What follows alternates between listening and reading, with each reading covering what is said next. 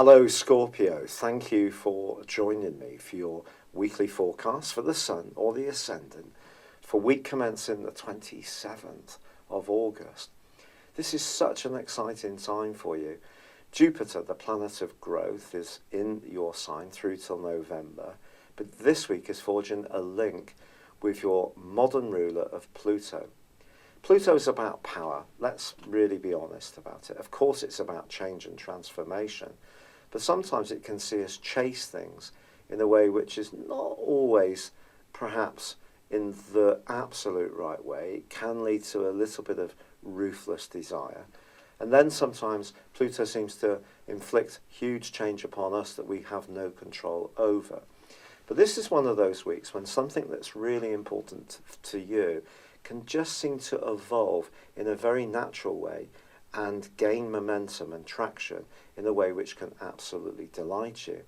Last week's full moon did its true ask you to think about how you balanced your creativity, your love of pleasure, your interaction with others against making sure that your needs as an individual were not compromised. But because this dissected a great link between Uranus, exalted in your sign, and also Saturn in the same sector as Pluto, how you think, how you speak, your connections with people immediately around you, and who you experience on an everyday basis. You're thinking in an ordinary way, whereas the ninth house is very much to do with philosophy, higher thinking. So the third house, not in any detrimental way, more ordinary thinking. But because that full moon had these joint influences feeding into it, I think there's been an opportunity to have some fuller and franker discussions. You can be very private, you can be very tuned into what other people are doing and quite forthright in giving an opinion, but when it comes to your own sensitivities and vulnerabilities, you can be much more guarded. But then this can be a week when there can be more of a flow of energy. But don't be surprised if someone surprises you with something they say. With Venus still in conflict with Pluto on Monday and Tuesday, maybe there will be a jarring note around a romance, or will you be drawn back to someone from your past by a mysterious contact, or just a piece of information which gets your pulse racing. Either way, with Pluto in this context, you could be pulled towards something that has an edge around it, and not necessarily one where you're totally sure it's going to work out in the right way. It's more about the potential for a short-term fling or desire to be met. Only you can make the judgment. But with Mercury still right at the top of your horoscope, sparkling beautifully with Venus all through this week, a conversation with someone who has played a role for you, but perhaps not quite so much recently, can be very uplifting. It could be an old colleague, a boss. It could be a connection with someone that you know through some kind of society, or perhaps a marketing group, or a group that's to do with business. These kind of discreet conversations can be very reassuring to you. You're on the right track, Scorpio, and this magical link between Jupiter and Pluto could see something just evolving, just in the most timely of ways, and with your traditional ruler of Mars now no longer inhibited by its retrograde, you can punch across how you feel about things with a lot more confidence and assertiveness. It's been a real pleasure being with you. Thank you for joining me. I'd love it if you would like or comment on this video, or if you've yet to do so, please do subscribe to this channel. Thank you. Hello Scorpio, thank you for joining me for your monthly forecast for August for the Sun or the Ascendant. Now there's going to be a lot of discussion by YouTube astrologers about the amount of retrogrades that are going on this month. The North Node in Leo goes through 3 of them, but it goes through retrogrades each month anyway.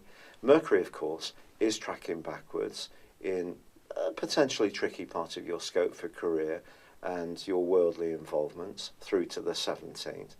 But it's your modern ruler Mars, of course, your most thrust-in energy, that is tracking backwards, and in fact inverts into the sign of Capricorn on the 13th, and will not come out of retrograde until the 27th. But that is forging a fairly combustible right angle to Uranus, it's true, which is in your sector of relationships. But with Neptune and Pluto also tracking backwards, joined by Uranus on the 7th, I want to explain that each year the three higher octave planets of Uranus, Neptune and Pluto track backwards for 5.5 months each year. Now Pluto tracking backwards might, on the face of it, seem to be more difficult because it's your modern ruler, and it's true that some of your thinking may continue to go through a period of change, especially as far as your values are concerned. But you know, in the part of your thinking, you also have Saturn, the planet of structure, and that's actually forging a brilliant angle to Uranus all through this month. So just because planets are tracking backwards doesn't necessarily mean that the whole world is going to grind to a halt. The particular angle between Uranus and Saturn sees you being able to change your thinking, but at the same time, especially about how you interact with people, but in a way which is very solid and progressive and stable. So that's really good. Also Jupiter, the planet of growth, optimism, learning, travel, and traditionally in astrology of luck, is in your sign, forging a glorious angle to Neptune all through the month. If there was ever a platform for you to express your individuality and flair, this combination is certainly it. You can really bring inspiration to situations. But the Sun, it's true to say, along with the North Node and Mercury, are in the most visible part of your situation. So the month begins with you thinking very much, I feel, about your role in life, your personal identity, in terms of how you believe other people perceive you, the type of work you might do, the type of organisations you may be involved with in your local community, particularly if there's any kind of voluntary aspect to them, or where you have big responsibilities, your goals and ambitions. And Mercury tracking backwards in this area, for sure, could throw up some challenges. We all know that when Mercury does go into retrograde, the potential for cancelled interviews and presentations, appointments, tech to go wrong, transportation issues, all these things are entirely possible. Now I'm actually recording this on the 26th of July, and because I haven't been so well, and so this is the first day of Mercury's retrograde, and two things have already come up for me today, which are definitely very Mercury retrograde. But what we have to think about is the things that we can influence ourselves. So if you micromanage the things you can influence and create plan Bs on any big strands that you're trying to achieve around big ambitions, then this will help you to deal with the inevitable glitches and mix-ups and delays that might happen. Now that can create frustration, it's true, but if you do find yourself rethinking something, especially around a goal or ambition, it's probably going to be by the 2nd of September when it finally unravels for you. But you're given an enormous bolt of wonderful energy, Scorpio, on the 11th in the guise of a partial solar eclipse in Leo. This is going to give you big support over the next 6 months. And just because it's a partial solar eclipse is no less going to support you. See this as an opportunity to think big, to be self-confident, to raise your profile, and to reach out to the people that matter. I just feel that almost immediately you're not necessarily going to see instant results, perhaps because of Mercury, but I think it's much more to do with the politics of Mars's clash with Uranus. Because although you have this big projection in the very top part of your horoscope known as the solar midheaven, at the bottom end of your scope, your IC, you have Mars active. So this is about how you feel, how you react to situations at a more emotional level. And if there is a relationship which is pinning you in, stopping you feel that you can be a free spirit, I do feel it could press your buttons this month, to be perfectly frank. And you may even want to liberate yourself from it completely, especially if the pressure's been building up since the middle of May, which in fact it could have even been from the first week of May, or the second week of May, I beg your pardon, when Mars and Uranus started to really aggravate each other. Of course, since then, on the 16th of May, they both moved into, respectively, Taurus, your opposite sign, which is very much about relating, and also Aquarius, home, family, and your more emotional responses. Now, ironically, on the 7th of this month, there's two big changes. Venus, the planet of love, moves from a very bubbly and glorious part of your horoscope, a very friendly one, into a much more reflective location as it moves into the sign of Libra. This could see you in a romantic context, perhaps pursuing some different strategies this month, particularly if there is an existing relationship that just isn't working very well. This could see you more open to the possibilities of meeting someone else, at least communicating confidentially with someone. It could be an old flame can come into your orbit. That's entirely possible. But equally, on the same day, Uranus slams on the brakes in your sector of partnership. So if there is a real limitation, you're not able to be the person you want to be, someone seems to take away the oxygen that we all need to be a free spirit so that we can collaborate. And of course, all relationships have a degree of codependency, but if you're kind of being thwarted to the point where, even if it's just the structure within your family, perhaps kids taking you for advantage, you not being able to go out and work in the world that you really want, that could see you much more militant, and there may need to be some quite strident conversations to get the people closest to you to take your ideas, your plans, your hopes and aspirations much more seriously. Now, as I said before, Mars is then going to invert on the 13th into the sign of Capricorn, which is where you already have Saturn and Pluto. Now, Mars in this area is going to be here for a month. This is going to give you a lot more oomph, whereas you may have been a bit more emotional and reactive since the middle of May.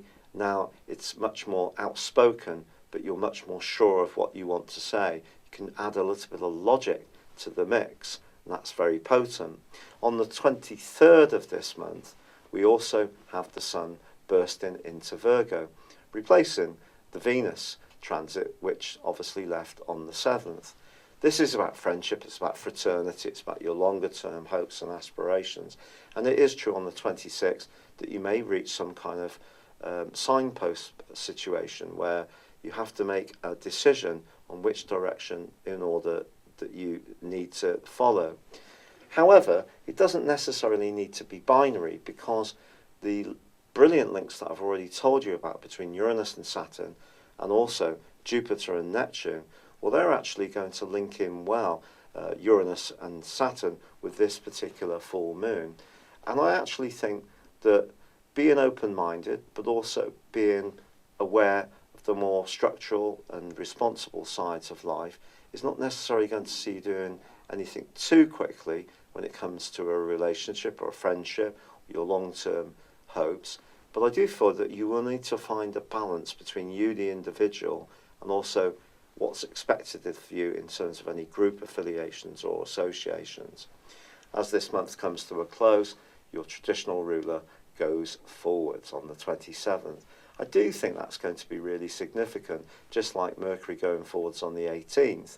It's just we shouldn't let the concept of retrogrades dominate our thinking too much, but I don't think we can deny that Uranus square Mars is quite a tasty and combustible, potentially, right angle, which could see you needing to press home your needs if they're not being heard, particularly if you are wanting to make your way in a much more ambitious, upbeat and progressive way as far as your worldly hopes and ambitions are concerned.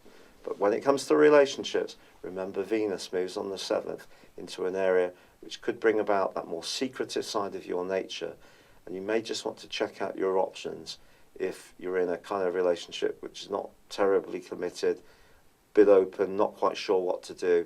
You may want to keep your options open, reach out to one or two people, not necessarily in a dashing way, and just see what happens. Or if you're completely footloose and fancy free, there could be that thought of someone from your past, or an attraction towards someone who is nurturing, psychologically and emotionally aware, able to understand where you're coming from very quickly, that will be very attractive to you.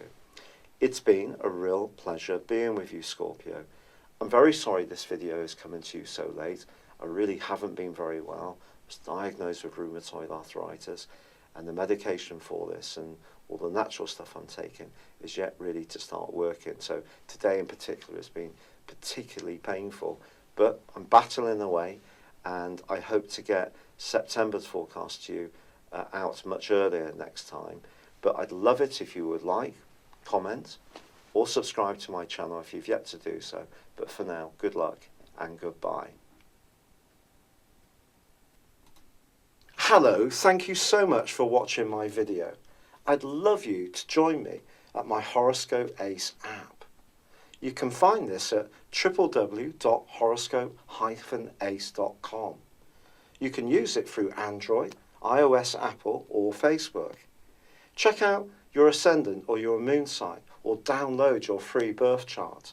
There's all your favourite videos, plus there are daily, weekly, monthly and yearly horoscopes for general, love, Chinese and Indian astrology.